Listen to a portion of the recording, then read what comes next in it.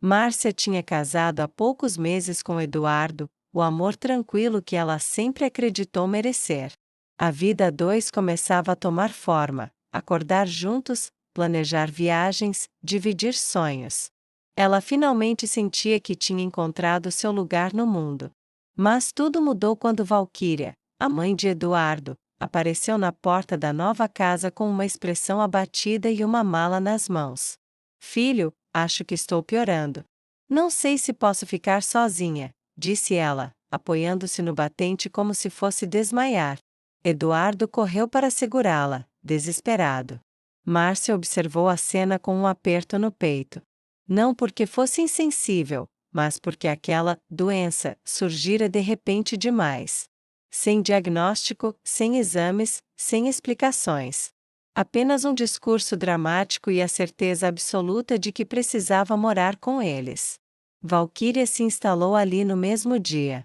Com o passar dos dias, Márcia começou a perceber um padrão. Quando Eduardo estava por perto, Valquíria caminhava lenta, suspirava fundo e dizia sentir tonturas. O filho então corria para atendê-la, trazia água, cobertores, preparava alimentos especiais. Mas quando Eduardo saía para trabalhar, tudo mudava. Márcia já tinha flagrado a sogra levantando-se sem dificuldade, abrindo a geladeira, empurrando móveis para varrer embaixo. Certo dia, viu até Valquíria dançando sozinha na sala, ouvindo uma música antiga no celular. Assim que Márcia entrou no cômodo, Valquíria levou a mão à testa. Ai, minha cabeça, essa doença não me dá trégua. Márcia engoliu a irritação. Teatro, pensou. E dos bons. Mas quando comentou com Eduardo, recebeu somente um suspiro impaciente. Márcia, você está implicando com a minha mãe. Ela não ia fingir uma doença. Você está vendo coisa onde não tem. E assim, além de conviver com a sogra, Márcia ainda precisava lidar com o olhar incrédulo do marido. As semanas viraram meses. Aos poucos, a presença de Valquíria tomou cada canto da casa.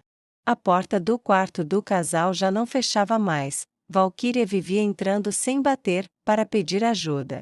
A cozinha parecia ter se tornado território exclusivo da sogra. O sofá sempre ocupado.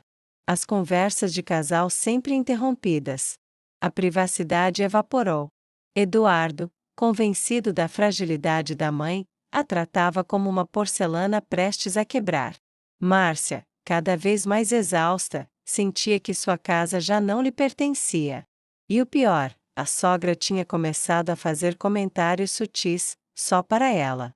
Você não sabe cuidar do meu filho. Ele merece alguém mais atenciosa. Ainda bem que estou aqui para equilibrar essa casa. Mas bastava Eduardo aparecer, e Valquíria se calava, voltando a ser a pobre vítima debilitada. Márcia sentia uma mistura de raiva e impotência. Era como se estivesse presa em um jogo cruel que só ela percebia. Até que um dia, algo mudou. Márcia chegou mais cedo do trabalho. Encontrou Valquíria no quintal, rindo alto com uma vizinha, tomando refrigerante gelado, falando animada, sem nenhuma sombra da doença que exibia para o filho. A sogra, ao vê-la, arregalou os olhos. Largou a lata de refrigerante como se fosse prova de um crime. Mas Márcia não disse nada. Apenas respirou fundo e deu meia volta. Naquele instante, não sentiu raiva. Sentiu clareza. Finalmente tinha algo concreto. Finalmente havia uma chance de Eduardo ver o que acontecia. E ali, diante do portão, Márcia tomou uma decisão. Não deixaria que aquela situação destruísse seu casamento, nem a si mesma. Ela iria agir. Naquela noite, Márcia não conseguiu dormir. Repetia mentalmente a cena do quintal, Valquíria rindo, gesticulando, caia de energia. Era a prova que ela precisava, mas ainda faltava mostrar isso a Eduardo sem que ele a acusasse, de novo, de exagero. No dia seguinte, antes de sair para trabalhar, Márcia posicionou discretamente o celular na sala, entre alguns livros, com a câmera apontada para onde Valquíria costumava passar a maior parte do tempo. Não era por maldade, era por necessidade. Ela precisava da verdade nua e crua. E aconteceu. Com Eduardo fora de casa, Valquíria caminhava pela sala sem nenhum sinal de fraqueza, arrastando uma cadeira para alcançar o armário alto, discutindo com alguém no telefone e, por fim, preparando um sanduíche caprichado. Em determinado momento, ela até comentou com a pessoa na linha: "O Edu é tão bobinho, acredita em tudo. Essa nora dele é quem me irrita. Fica me olhando torto. Mas enquanto eu estiver doentinha, ele não tira os olhos de mim." Márcia assistiu ao vídeo mais tarde com as mãos trêmulas. Era hora. Quando Eduardo chegou do trabalho, Márcia o chamou calmamente para conversar. A voz dela estava tão séria que ele percebeu que não se tratava de mais uma discussão comum. "Eduardo, eu preciso que você assista uma coisa." "Sam interromper."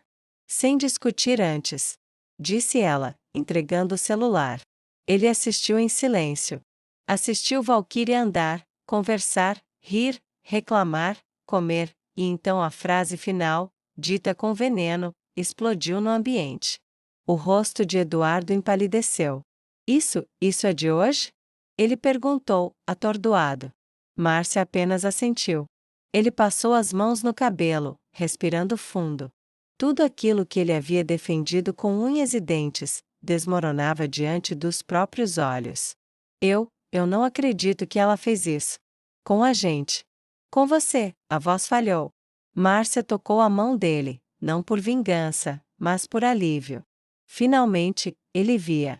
"O que vamos fazer?" perguntou ela, com cuidado.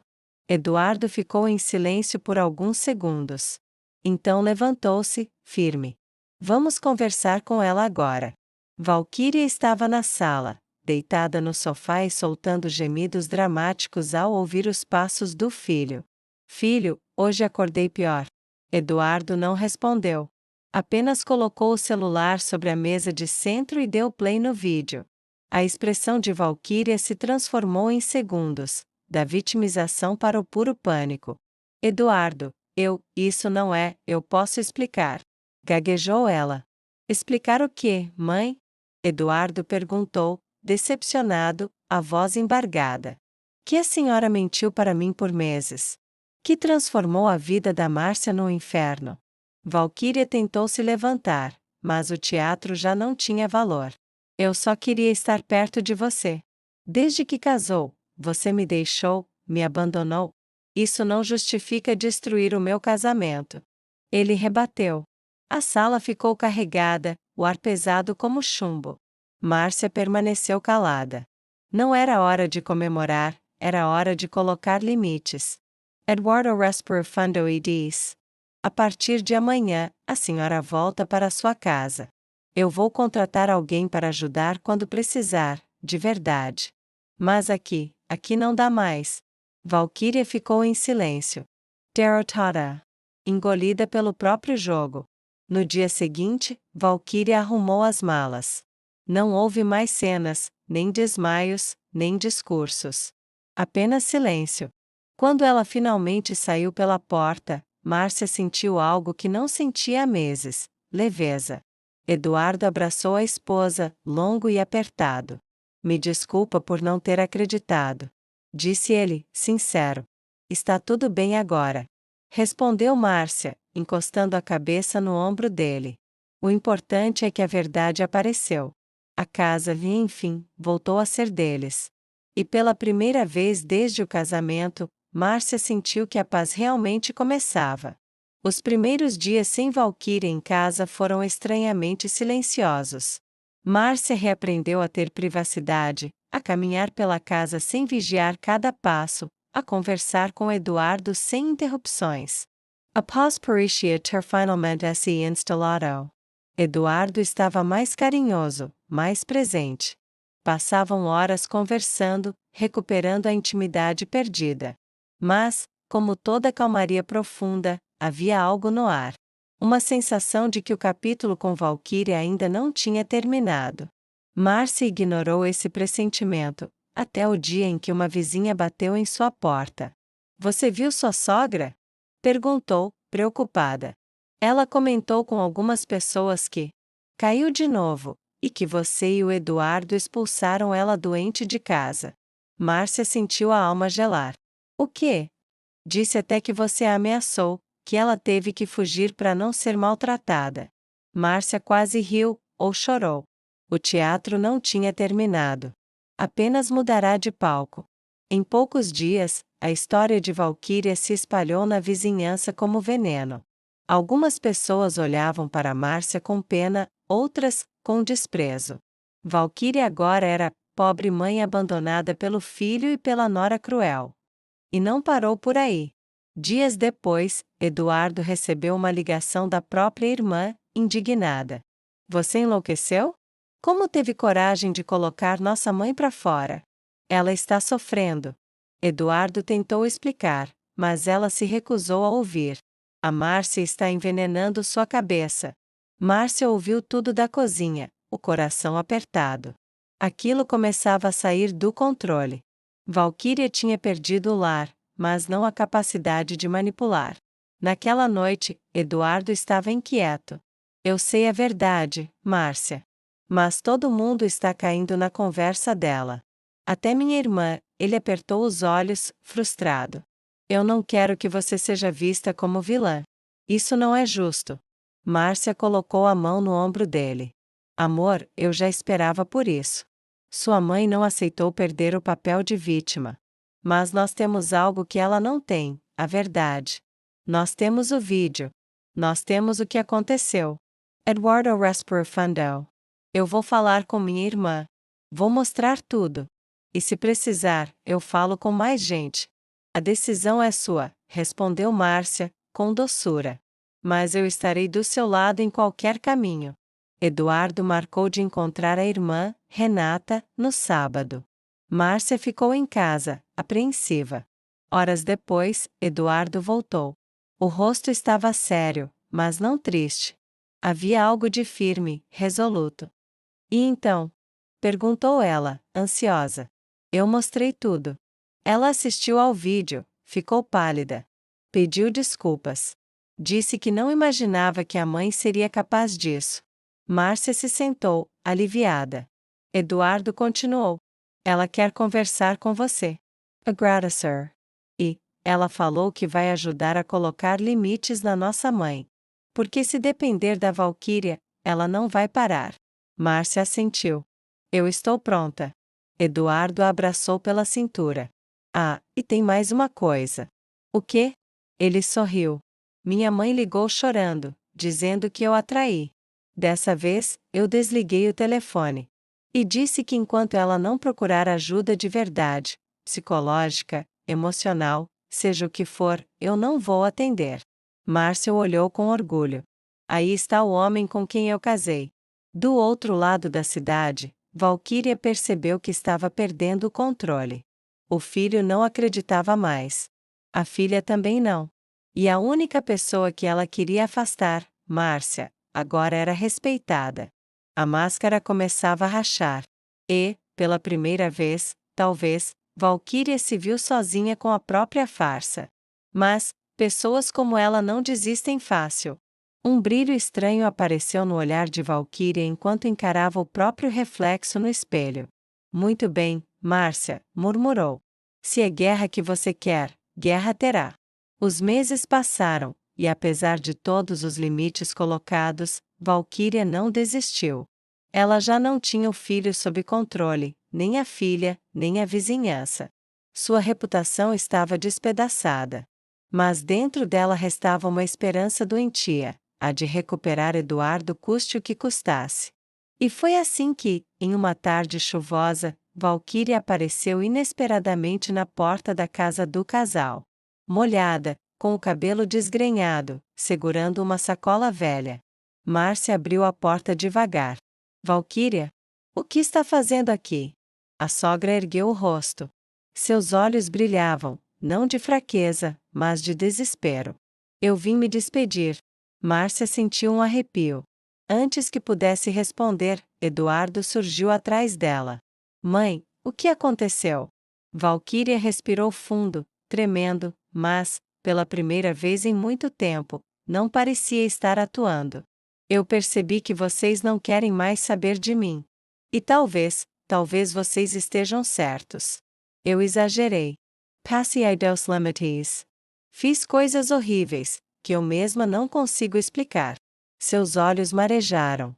Mas eu não sei viver sem você, Eduardo. Eu perdi tudo tentando te ter por perto. Eduardo se emocionou, mas manteve firmeza. Mãe, não é que não queremos você.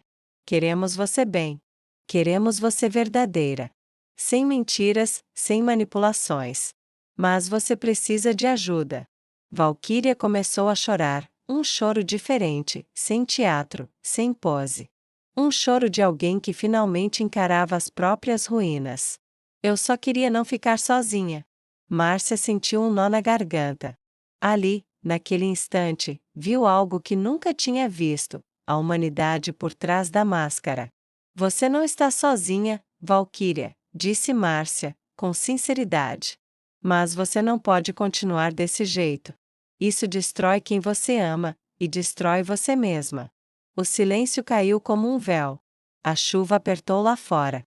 Valquíria olhou para os dois, como se tentasse gravar a cena na memória.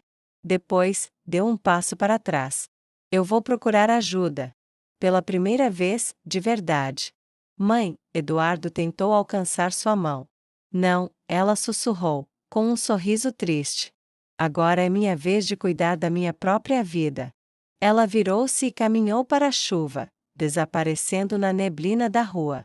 Márcia e Eduardo estavam sentados à mesa do café, rindo juntos. A vida tinha voltado ao equilíbrio. A confiança, fortalecida. Olá, restaurado. E então, o telefone tocou. Eduardo atendeu. Do outro lado, a voz de Valquíria, serena, firme, completamente diferente da mulher que eles conheceram. Filho, terminei o tratamento. Estou bem. Quero ver vocês, se vocês quiserem, claro. Eduardo sorriu, emocionado. Márcia apertou sua mão. Claro que queremos, mãe. Ele respondeu. Estamos orgulhosos de você.